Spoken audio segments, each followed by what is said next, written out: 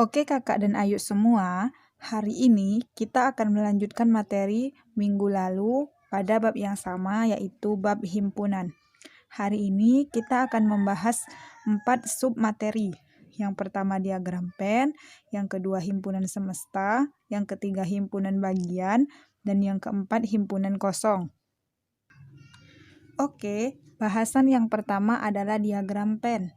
Pengertian diagram Venn adalah diagram yang menampilkan hubungan antar himpunan yang bersesuaian dalam satu kelompok, atau dapat juga diartikan bahwa diagram Venn itu berbentuk lingkaran yang digunakan untuk menyatakan suatu himpunan. Contohnya, yang mana anggota himpunan E adalah 1, 2, 3, dan 4. Maka jika kita tuliskan atau kita nyatakan dalam diagram Venn, maka kita buat dulu persegi panjang, lalu kita buat lingkaran, yang dimana isi lingkaran ini adalah anggota dari himpunan E, yaitu 1, 2, 3, 4. Inilah yang dinamakan dengan diagram Venn. Oke, sekarang kita masuk bahasan yang kedua, yaitu himpunan semesta. Himpunan semesta ini dapat diartikan sebagai himpunan yang memuat semua anggota yang dibicarakan, disimbolkan dengan huruf S. Himpunan semesta dalam diagram Venn biasanya digambarkan dalam persegi panjang dan ada huruf S di pojok kiri atas. Dan ini adalah himpunannya.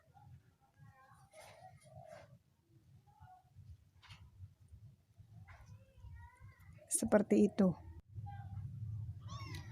Contohnya, misalkan di sini ada himpunan C sama dengan 1, 3, 5, 7, 9. Tentukanlah himpunan semesta yang mungkin dari himpunan C ini. Maka himpunan semestanya dapat kita tulis. Kita lihat anggota C ini bilangan apa? Bilangan ganjil ya. Berarti bisa kita tulis himpunan semestanya adalah bilangan ganjil kurang dari 10.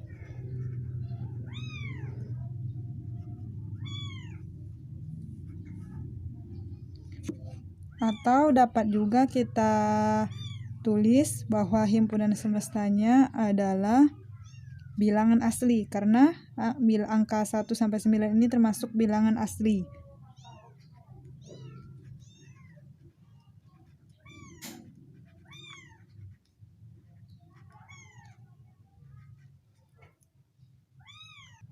Contoh yang lain, misalkan Bunda punya himpunan yang mana anggotanya itu 2, 4, 6, 8, 10, 12. Maka himpunan semestanya gimana? 2 sampai 12 ini termasuk apa? Ya, 2 sampai 12 itu termasuk bilangan genap. Jadi, himpunan semestanya dapat kita tulis S adalah bilangan genap.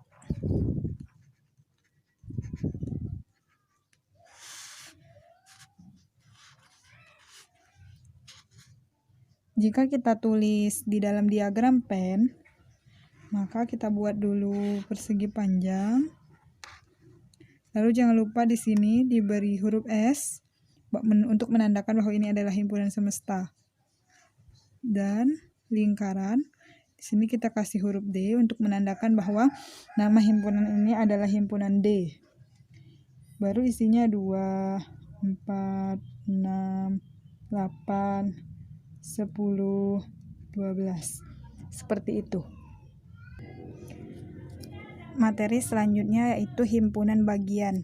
Jadi, sebuah himpunan itu dikatakan sebagai himpunan bagian jika semua anggota himpunan tersebut menjadi anggota himpunan lain. Biasanya himpunan bagian ini dilambangkan dengan seperti huruf C. Contohnya, jika Bunda punya himpunan A yang anggotanya itu A, B, dan C, lalu Bunda punya himpunan B yang anggotanya itu A, B, C, D, dan E.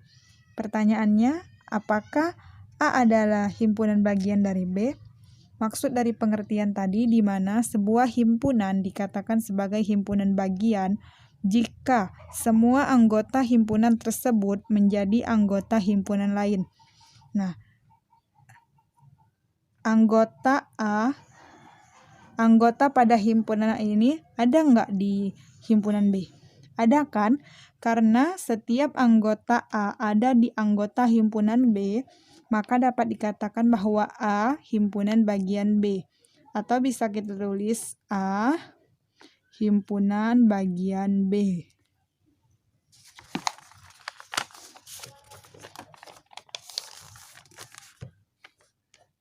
Contoh lain.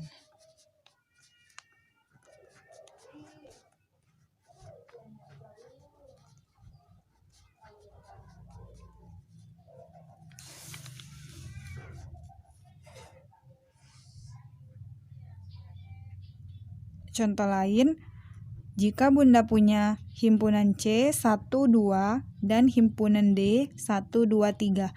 Apakah C ini adalah himpunan bagian dari D? Kita lihat apakah setiap anggota himpunan C ada di himpunan D? Ya, 1 ada, 2 ada. Maka C dapat ditulis sebagai himpunan bagian dari D. Contoh selanjutnya, jika Bunda punya himpunan E yang mana anggotanya itu 2, 3, dan 4. Lalu Bunda punya himpunan F yang mana anggotanya itu 5 dan 6. Pertanyaannya, apakah E merupakan himpunan bagian dari F? Kita lihat, apakah setiap anggota E ada di anggota F? Nggak ada kan? Berarti E itu bukan merupakan himpunan bagian dari F. Dapat kita tulis E.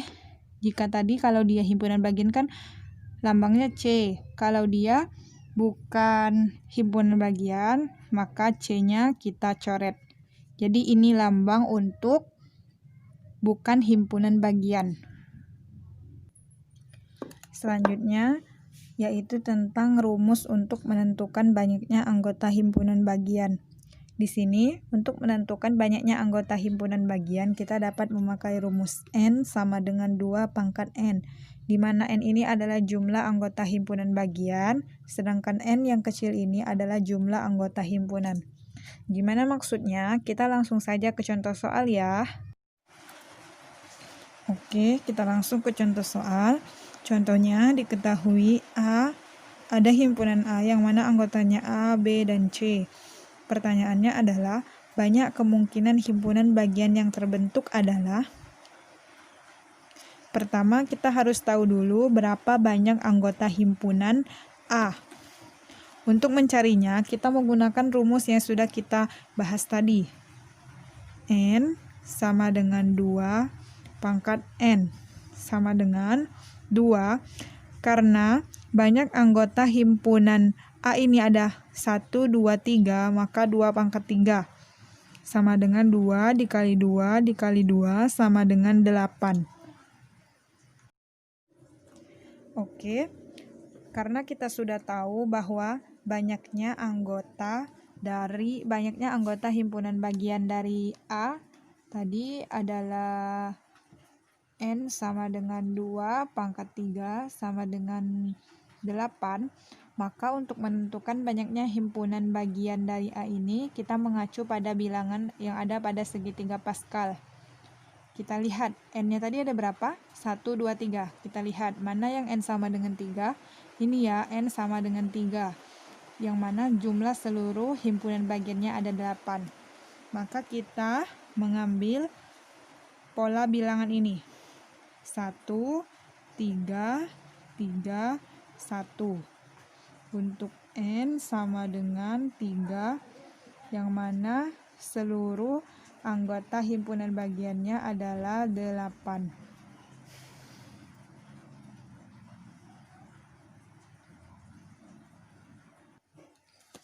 Apa maksud dari bilangan 1, 3, 3, dan 1 itu? Maksudnya adalah bahwa 1 yang pertama ini adalah banyaknya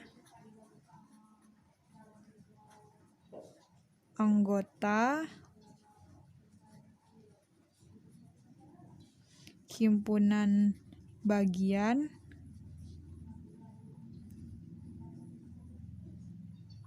yang anggotanya 0.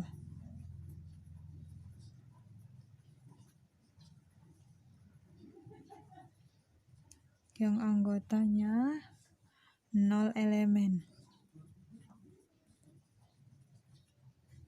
Atau bisa kita tulis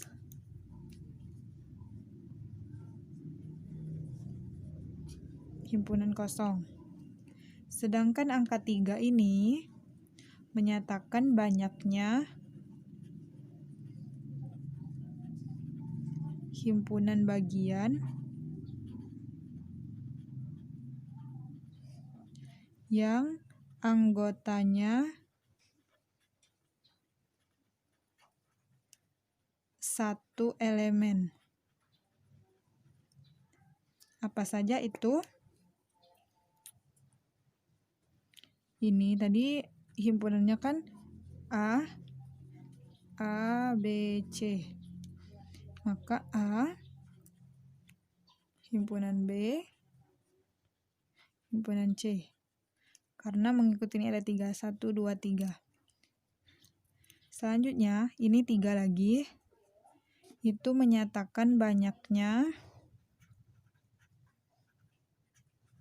himpunan bagian yang anggotanya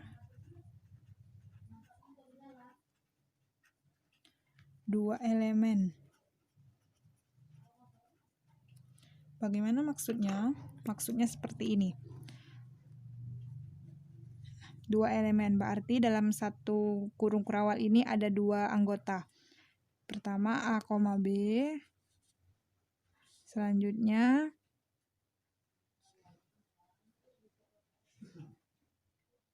A, C. Dan B, C. Dan yang terakhir, 1 adalah banyaknya himpunan bagian yang anggotanya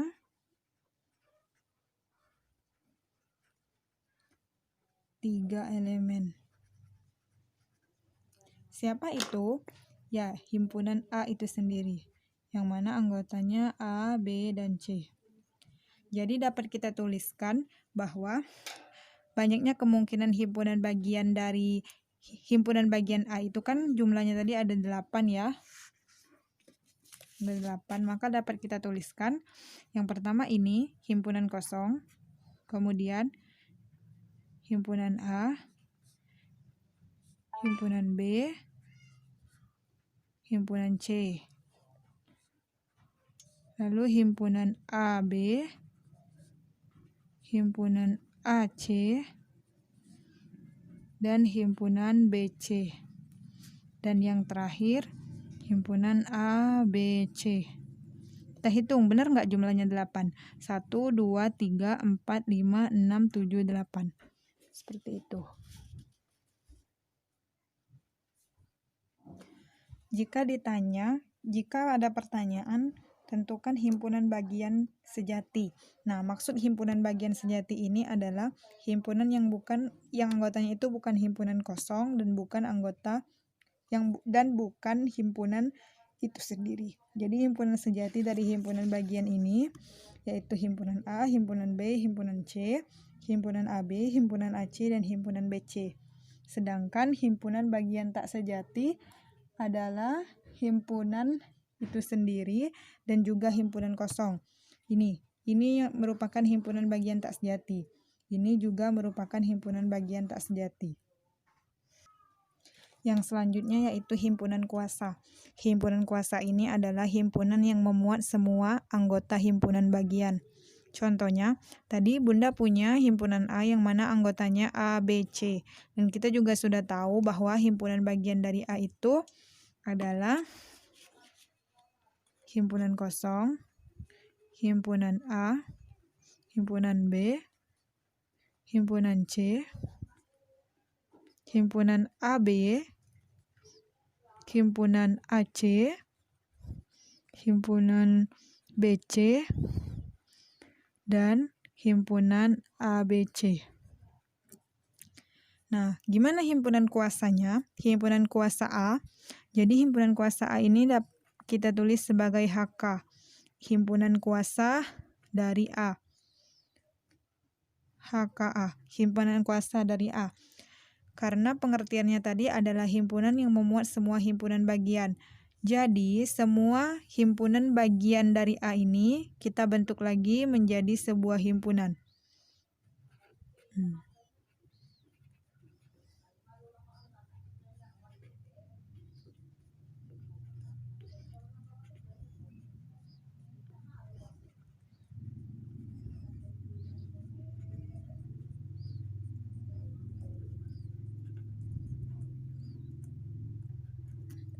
Inilah yang dimaksud dengan himpunan kuasa.